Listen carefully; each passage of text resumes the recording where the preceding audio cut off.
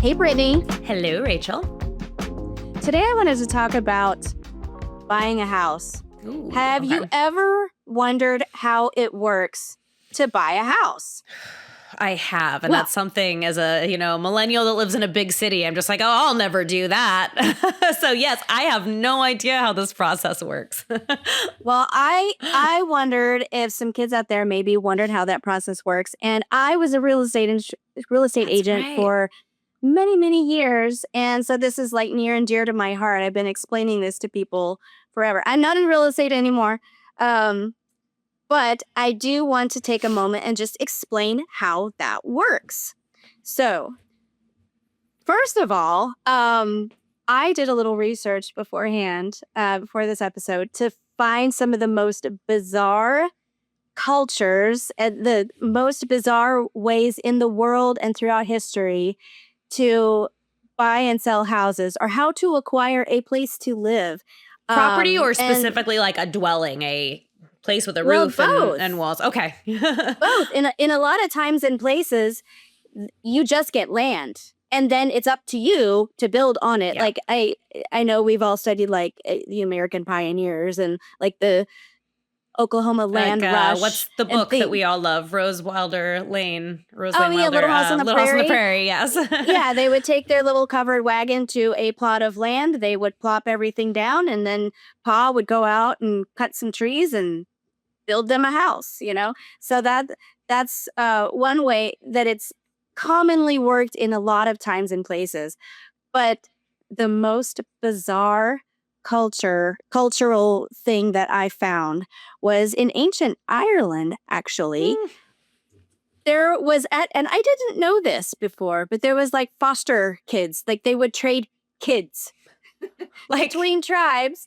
And okay. then so like yeah, you would raise someone else's Like kid exchange and students, like were you? exactly. Yeah, like exchange students and then maybe some land or some cattle would be involved. Anyway, we don't do that these days in order to buy and sell real estate.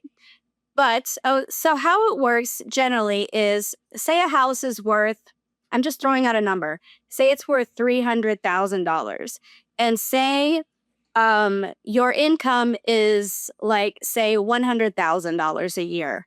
You don't have enough money just sitting around to pay cash for that house in most circumstances. Like that's a lot of money. So we have ways to deal with that.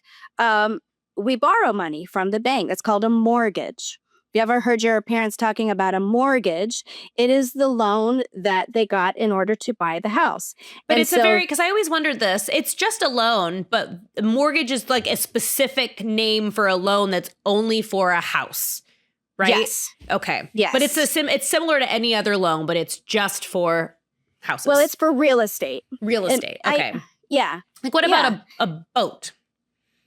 A boat, I think that would just be a loan for a boat. Okay.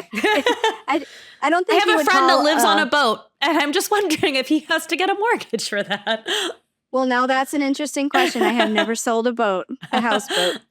So anyway, the rule of thumb is generally 1/3 of your monthly income, roughly, should go towards housing expenses. So say your monthly income was, I'm just throwing out like $5,000. Mhm. 1/3 of that, to make our numbers easy, $6,000.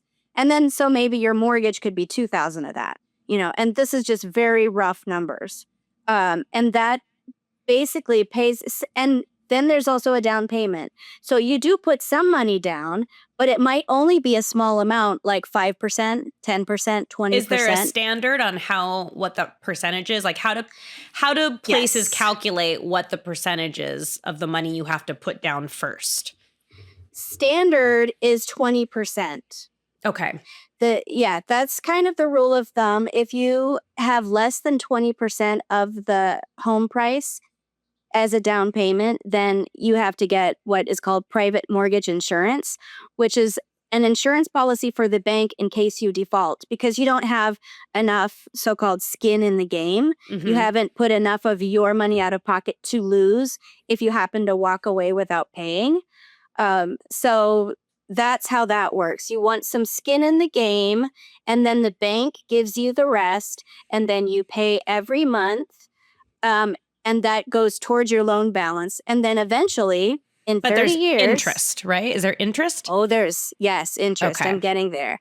Okay. And then in 30 years, you have paid off the loan and you It's a own the long house time. free and clear. Free and clear, except side note to that, you still have to pay property taxes to the government. So you can own your house yes. free and clear, and You you're still still have to making pay- payments to someone. Yes, but hopefully your property taxes aren't too big. And you also have to pay insurance. So in case your house burns down, then you can build another one. That's a whole different discussion because of what's happening in California. Oh, yeah. But yeah, the bank is going to loan you this money because they are going to earn interest, which you just brought up. Mhm. So there is an interest rate. I think right now interest rates are something like 5%. Okay. So, and the way it works out is at the beginning of the loan, most of your payment is going to be interest, but you can deduct that from your taxes. This is a lot of adulting. This is a lot of adulting. I am an adult and my head is spinning. I'm sorry, but I mean, just in case anyone is curious how this works. So those are the basics of getting a mortgage. And I also want to touch on like credit scores, because if you have a good credit score, that means that you have paid your bills. Like when you borrow money or when you have a credit card and you charge things on the credit card, you pay the bill every month. And if you have like other debts, you pay your debts on time. And the credit bureaus, there's 3 of them, Experian, TransUnion, Equifax. Yeah. They will monitor your credit. And if you don't pay your bills to somebody, they will report you to the credit bureau. Very and quickly, too. It will ding your credit score. And then when you go to ask the bank for a mortgage, they're going to say, well, we're going to have to charge you a higher interest rate than we would charge other people because of risk. You seem like you might be a little bit riskier than other people, so it's going to be more expensive for you to borrow money from us. And if you will accept these worse terms, then sure, we'll lend you the money. We think we'll probably make money off of you. No, this is a little bit... Oh, go on. So that's why it's important to manage your money really well and always pay your debts. Because when you do that, other people know who might loan you money when you need it, and they'll give you a better interest rate, and it'll be cheaper for you to borrow. Now, and this is a whole conversation for another time, but the 2008 housing crisis. Now, part of what was happening is they were giving loans out to just about anybody, right? Is that, Yes. I want to make sure, because you were doing real estate then, right? Well, you were in politics, but you had a history with it. Yes, I was in real estate just before the crash. Oh, goodness. So they were giving these loans out or mortgages out to anybody. Some people didn't even have jobs.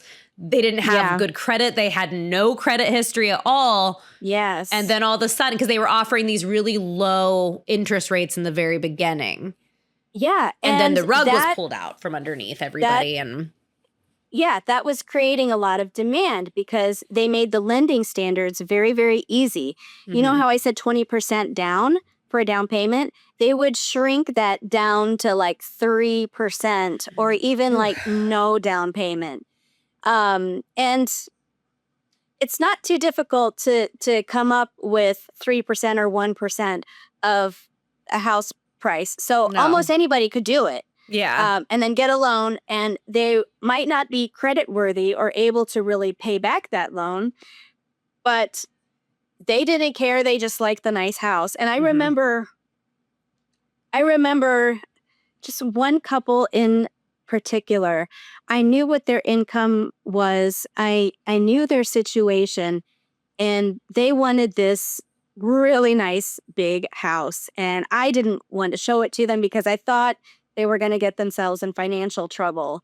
But they insisted, like, they got a lender who's got it, like, it's good, they're approved.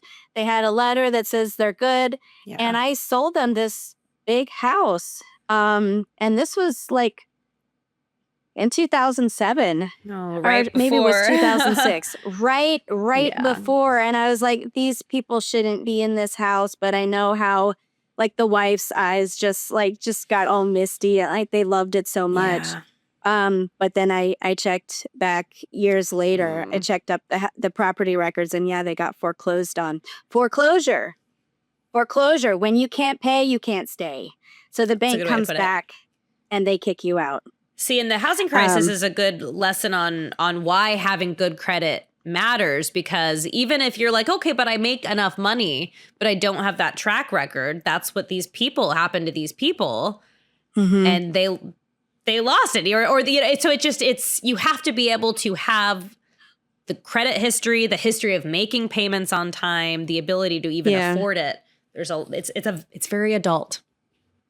It is very adult, and I am sad that it seems to be out of reach for a lot of people, because, when I first got into real estate, it wasn't so out of reach as it is today. Like, people that had a stable job, stable income, and they worked hard, they could qualify for a small house, like a starter home. And today it just seems like there's so much demand for housing, and it's so hard to build a new house. There's so much regulation that there's so much regulation. Yeah, they make and there's not enough supply of housing to keep up with the demand, and that shoots the prices upwards. So it makes me sad to see the state of housing today. Like, it's great if you own a house. Actually, home equity is the amount that you've paid off that you own over and above what your loan balance is, what you still owe the bank. So there's a lot of American wealth that is tied up in housing and home equity. So in other words, that house that you paid $300,000 for, or the bank paid on your behalf $300,000, when it shoots up to be worth $450,000, that's like $150,000 in your pocket, and a lot of Americans can build a lot of wealth that way. I think real estate can be a really great investment. But, when the housing market crashes, say your house went up to $450,000, and maybe you wanted that $150,000, so you refinance. In other words, you pay off the old loan and get the bank to make you a new loan based on $450,000. And then you've got all this money in your pocket. You can go on vacations, you can buy a car, you can fix up your house, you can do whatever.